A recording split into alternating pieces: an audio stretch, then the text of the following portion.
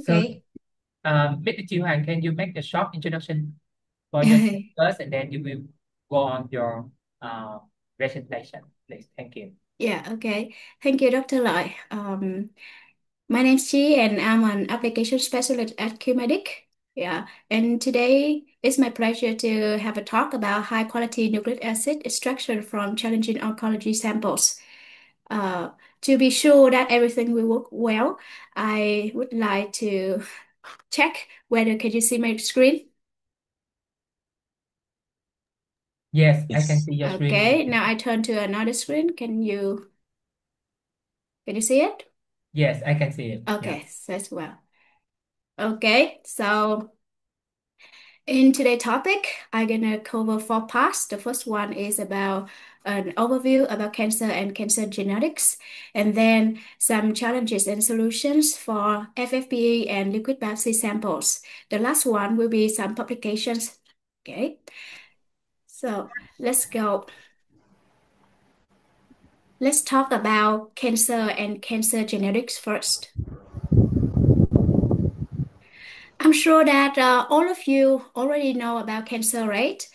Cancer is a disease caused by uncontrolled cell growth and division, and it can originate in almost any tissue or organ and may spread to other parts of the body. And until now, cancer is still a burden worldwide. You can see the graph here on the left, on the right, the number of cancer cases, new cases, increasing dramatically, and it is expected that by 2050, 35.3 million new cancer cases will be recorded. And you can see the number of deaths here is increasing too. And by 2050, it's predicted that 18.5 million deaths. And you can see that the number is really much huge, right? So there will be a need to have early screening, diagnostics, and like treat cancer. So to treat it, you must know what is the root cause. And 5 to 10% of cancer are caused by inherited genomic variants or germline mutations, and the rest of them are caused by acquired genomic variants. So, regardless of cancer variants or cancer types, its root cause is from the genome of cancer, right? So, to treat it efficiently, we must know the genome of cancer. That's why cancer genomic is get a lot of interest recently. Cancer genomics is the study of totality of DNA sequence and gene expression differences between tumor cells and normal host cells. And it can help clinicians in various aspects. You can see the tables here. Okay, I make some kind of the benefits of cancer genomics, and here is the example, some example.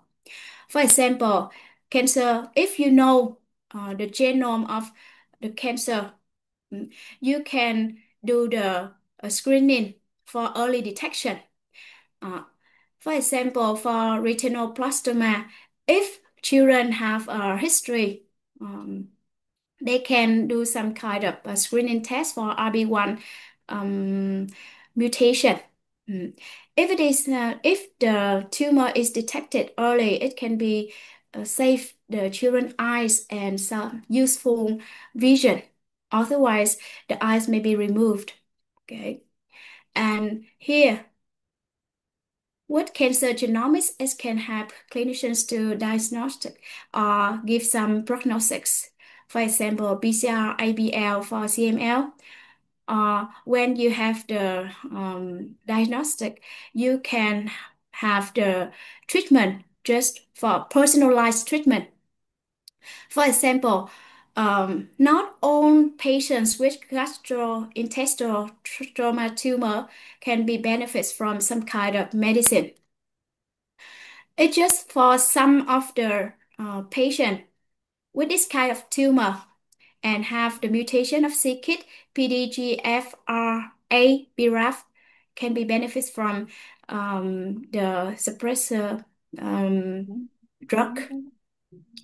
And it can also be used to monitor the treatment response and recurrence. For example, in APL, the mutation PML-RAPA can be used to monitor the treatment and as well as for early detect of recurrence. There's some technique for to get to access to the cancer genomics, but NGS has been gaining gaining the most the most like use because it offers a comprehensive and efficient way to analyze the genetic changes. Here is a general workflow of NGS. First, the sample is collected and isolated, and then after having the library construction, after having the library constructed and enriched, mm, it will be run on NGS machine, and the data will be analyzed and interpreted. Okay. In this talk, I just focus on sample isolation or sample extraction. Okay. The rest will be covered by Dr. Thanat and Dr. Shilf. Okay. Mm, to get to know the cancer genome, the first step and the most important step is to gain the DNA or RNA uh, of the cancer sample. So here are some uh, samples typically used in oncology. The first one is FFPE tissue. It is commonly used in Vietnamese hospitals. And the second one is fresh frozen tissue, often used in research. And the one that is on trend here now is liquid biopsy. And next is bone marrow aspirate. It is used in leukemia diagnostics. And the final one, if the resources is limited, some doctor can do fine needle aspirates. And while FFPE tissue is considered to be a standard and liquid biopsy looks promising, dealing with FFPE tissues and liquid biopsy is not easy. So today I'm gonna give you some challenges and how we deal with this kind of difficulties. First, let's look at FFPE. Here I present you 5 challenges when you work with FFPE tissue, FFPE sample. First, FFPE is precious and irretrievable sample, so you cannot afford a waste. And the second and the third, you can see the pictures on the right here. If the tissues is have it's like fresh or frozen, it doesn't go through the process of fixation. After the extraction, the DNAs can be released and will not be fragmented. So the quality as well as the quality is really good, right? You can see here. However, if it goes through the formalin fixation, it will create some cross-link. You can see the the black line here. The cross-link between the protein and the nucleic acid, between the protein together and between the nucleic acid together. And After the extraction, some protein still may attach to the nucleic acid. So it's a factor of quality, so might interfere with downstream analysis. Or you can see here, because of the process of fixation, the DNA is not in integrity anymore. It is fragmented and actually highly fragmented nucleic acids. And if the process is prolonged, you can see here, the quality as well as the integrity of the nucleic acid is not qualified enough for um, the molecular applications. Mm. And next is about the low use of DNA, RNA, and protein. And finally, it may pose a potential that it may give inaccurate genomic or transcriptomic and proteomic data. The question is why? You can look at the picture here at the bottom. You can see that the gDNA before fixation here, CG, see? But after the process of fixation, C turned to U because a process called cytosine deamination. C turned to U. And after PCR amplification, U will bind to A and A will bind to T. And finally, it's not CG anymore, it's TA now. So it will cause false positive for low frequency mutations when you use NGS to detect them. Okay, so you see, there are lots of difficulties to deal with FFPE samples. So how can we tackle it? Don't worry. QIAGEN offers some solutions. The first one is sample collection to dealing with the sample from the beginning. To make sure everything work well from the beginning. Okay.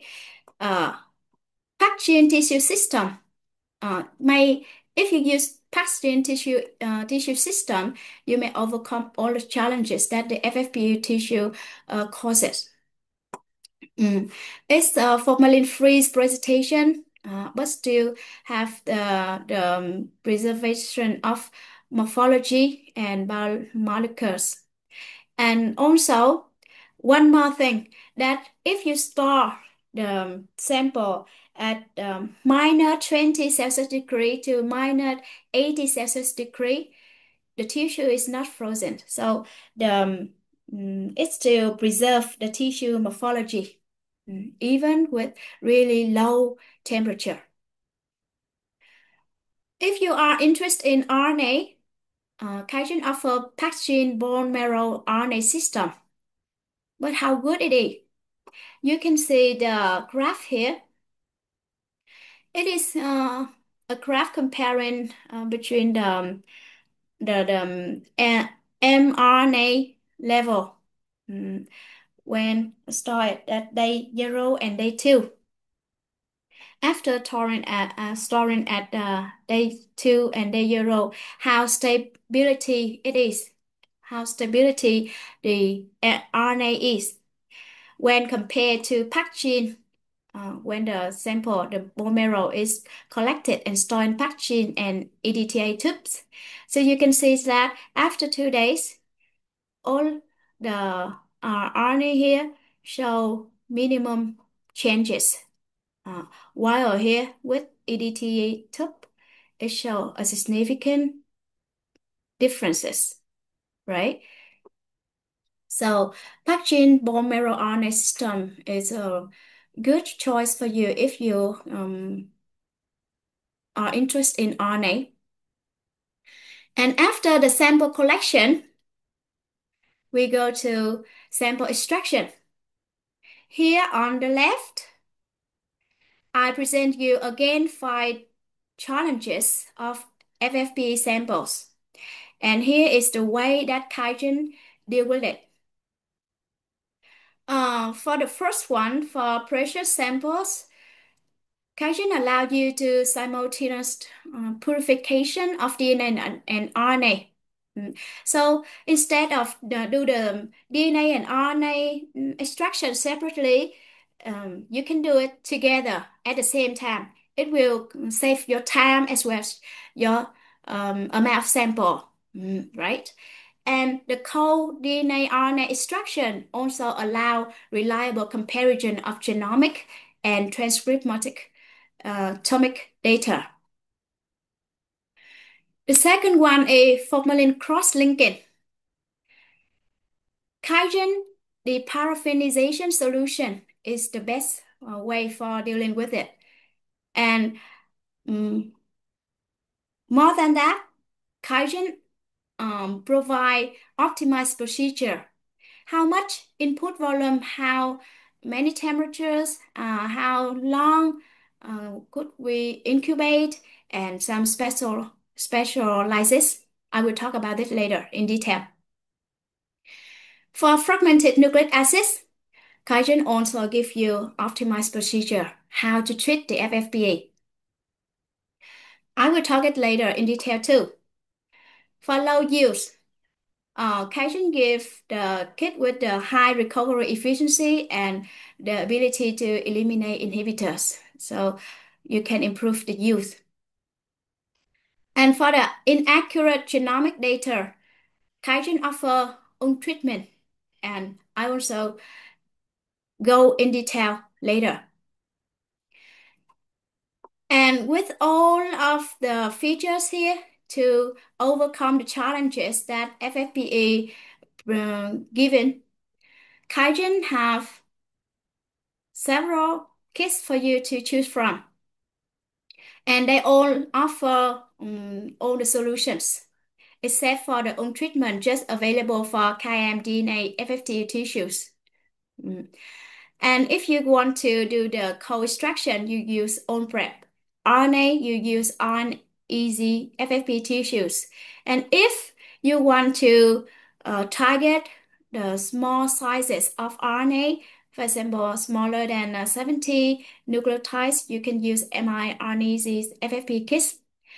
And all of the kits can be do manually or automatically. It's your choice too. If you want to do automatically, I'm sorry, you can use EZ2 or Kaiku Connect.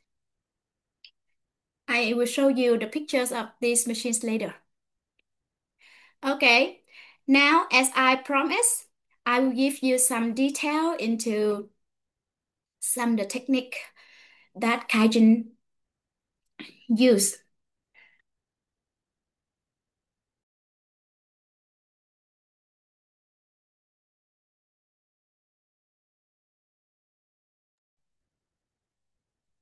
Sorry, I have a cold.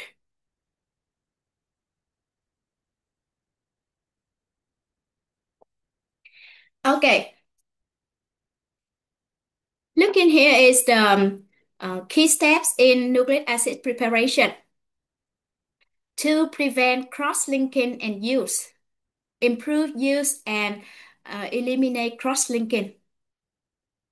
The first step is the paraffinization. It will involve using hydrophobic solvents to dissolve and remove the paraffin. So when you read that, you think it's really easy, right? But if you look carefully, you will see. I will give you something that can do um, to do it to make it more efficiently. You know, if this process is not you cannot remove the paraffin effectively.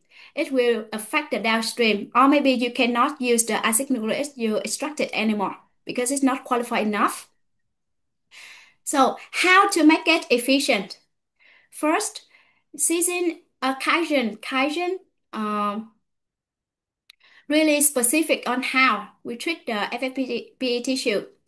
The first two slices must be disposed because it is usually oxidated and it will cause highly fragmented nucleic acid. And after you have the slices, you must do the extraction immediately because mm, the longer you keep the slices outside, the higher extent of the fragment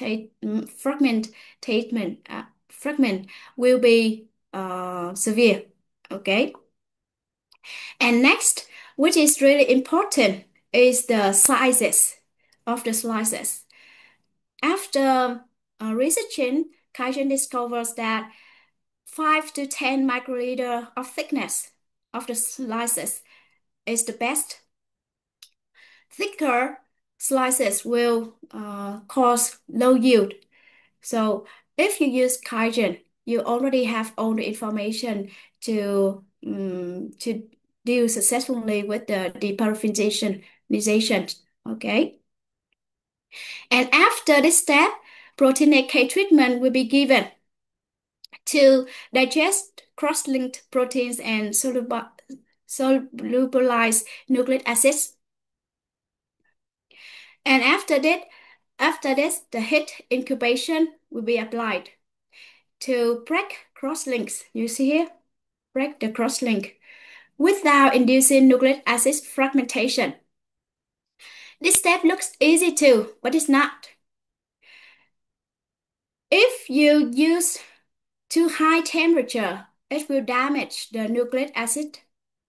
But if you use too low, temperature is too low, the cross-link will not be broken enough and it affect the quality of the nucleic acid.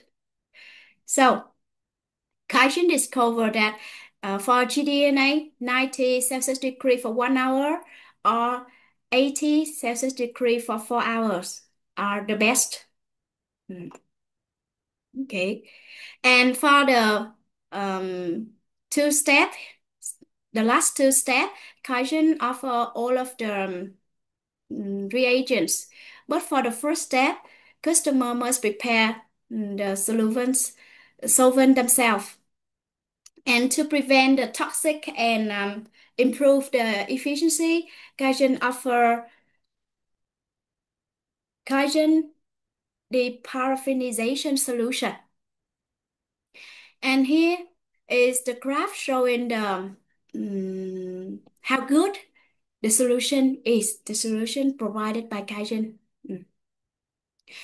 You can see here when comparing the yield between as well as the CQ when using the paraffinization solution. Dark blue, dark blue here represent for the paraffinization solution from QIAGEN, and the light blue here represent for the traditional melt method. And you can see that the yield is always higher either of the method of calculation. And the CQ here is lower, much lower compared to the traditional method. Okay. Next is how QIAGEN sample extraction tackle with the inaccurate genomic data. Again, you see this picture. You see that in the fixation, during the fixation, the C randomly turned to U. And finally, it's not CG anymore, but it's TA.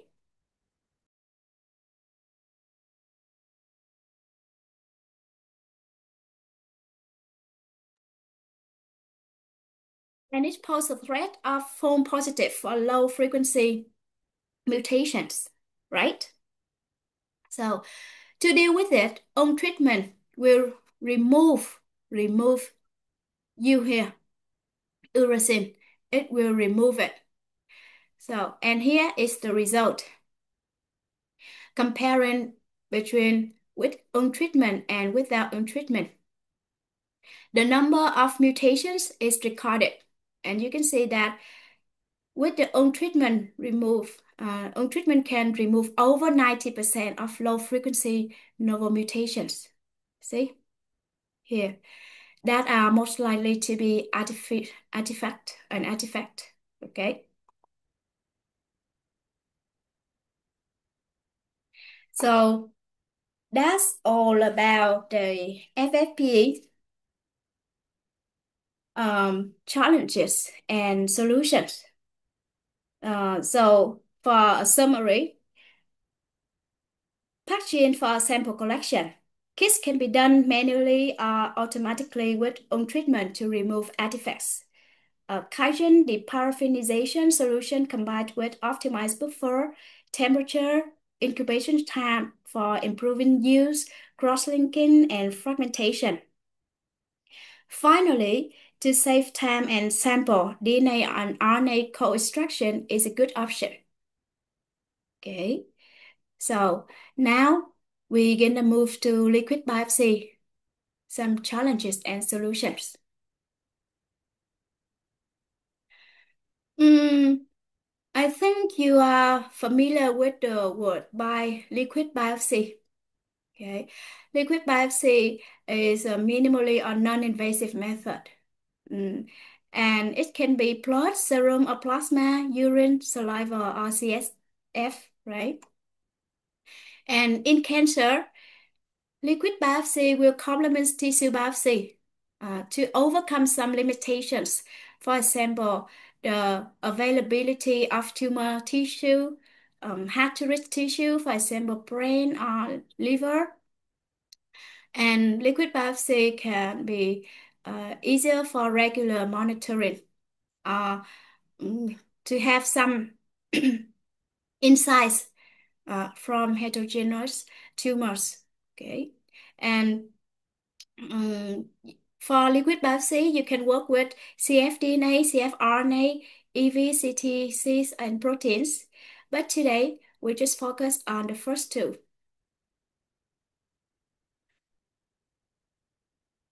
When working with liquid biopsy, there are some challenges that you may encounter. The first one is low and highly variable concentrations. The CF DNA in human healthy individuals is ranging from 1 to 50 nanogram per milliliter of blood. And it also have a potential for experimental bias due to the contamination with cellular DNA. And the third one is the short life of cfDNA. It's just 15 minutes to 2.5 hours in blood and maybe shorter in urine. And the fourth one is the PISA inhibitors. So to work with liquid biopsy, it requires a workflow that can avoid release of cellular nucleic acids. So it can improve the number 2 and number 3. Enable highly efficiency large volume nucleic acid extraction. It will help to deal with the first challenge here and avoid the fragment size bias to improve sensitivity. Again, QIAGEN will give solutions from the start by sample collection. Uh, people can use packaging plus CCF tube. It gives unique formaldehyde-free and non-cross-linking stabilizing chemistry, so it's not affect the CCF DNA. And you can see here in the graph here, it compared the stability of CCF DNA, and the packaging is in blue. They compare after storage of day 0 and day 6. At day 0, you can see that the CCF DNA here, the peak here. nearly 200. It's about 107 T or 180. At day one, for EDTA tube or pathogen, they nearly similar. But for day 6, you can see that pathogen still give the similar peak here, right? But the EDTA is have a really high peak, uh, and it is the proof of the process of release of gDNA, cellular gDNA. Mm. And for RNA, patching plus RNA tube mm, can help you with that to help you to stabilize the RNA at even at room temperature.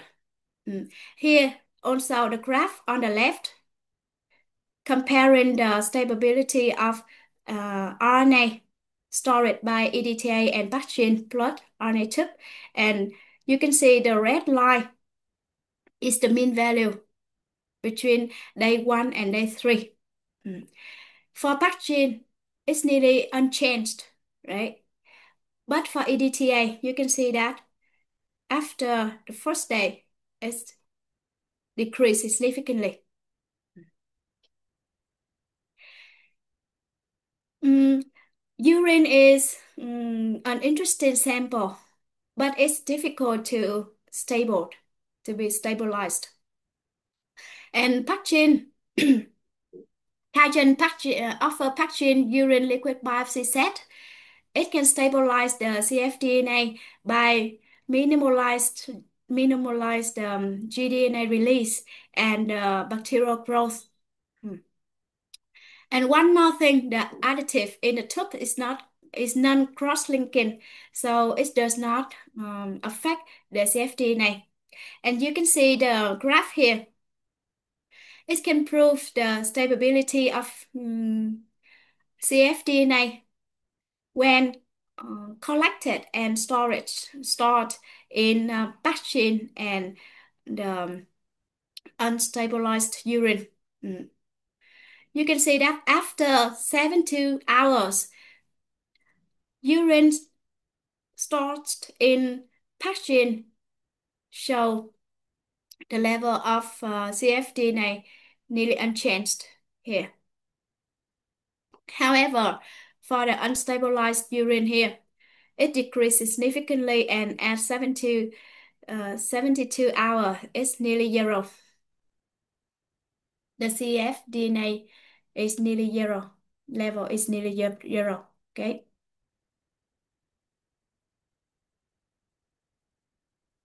After the sample collection, it is sample extraction.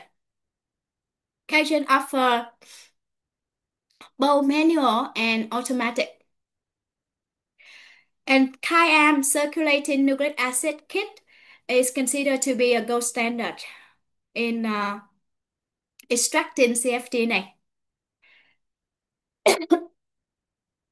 And now QIAGEN also have another option for you, the QIAM Mini Elute. It combines both magnetic bit and column method together, and it allows you to extract up to 10 milliliter of sample. As you remember that one of the challenges of liquid biopsy sample is the low and high variability of concentration, right? So QIAGEN offer a really high input volume, 10 milliliter of input sample, but so it can increase the yield, right? But QIAGEN also offer a small elution volume. It's just 20 microliter, so it also can improve the concentration. Okay. And for if you want to do the automatic, you can choose the 24 samples format by easy to connect. or you can choose the 96 sample format by QIAGEN. It's up to you. And here are I show you some automatic purification machine. This is the easy to connect. You can go up to 24 samples. And here you can refer to it to see what type of sample can be used on these kind of machines. This is Kakub Connect. This one, the Easy 2, it uses magnetic bit. But for the Kakub, it uses column. Kai Symphony also use magnetic bit too. Okay.